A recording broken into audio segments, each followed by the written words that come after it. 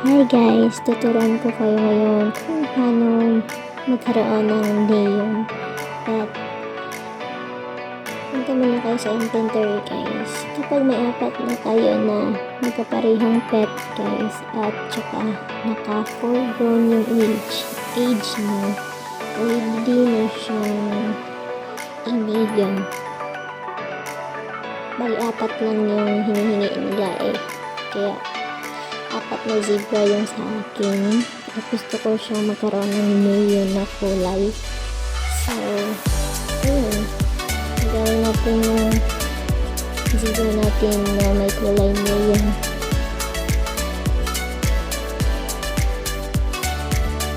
Dapat naman natin si Parat Paraset pala. Lalagay natin yung zebra dito guys, yung full grown zebra. Kahit saan mo lang ilalagay dyan guys.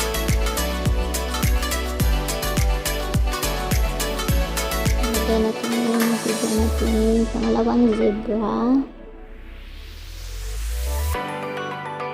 Ito pangatlong zebra. Apat na zebra. Hintayin na lang natin guys na may lumabas dyan na neon zebra. So ayun na guys, yung neon zebra natin. Ganda guys, no? Ayun na guys, yung neon zebra ko. Ang dali lang guys, pero mahirapan ka sa palaki ng zebra mo guys, kasi marami pang pagdadaanan. Char, marami talagang pagdadaanan. So yan, gusto kong mag-ride sa kanya guys. So, pipili ako ng ride potion.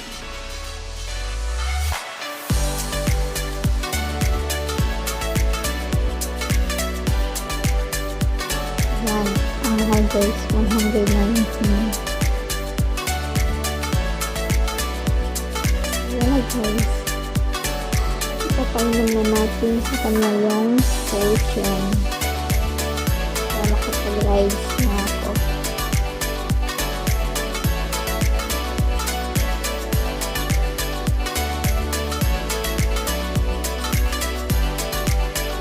Alright, yan na guys, makapag-ride na ako.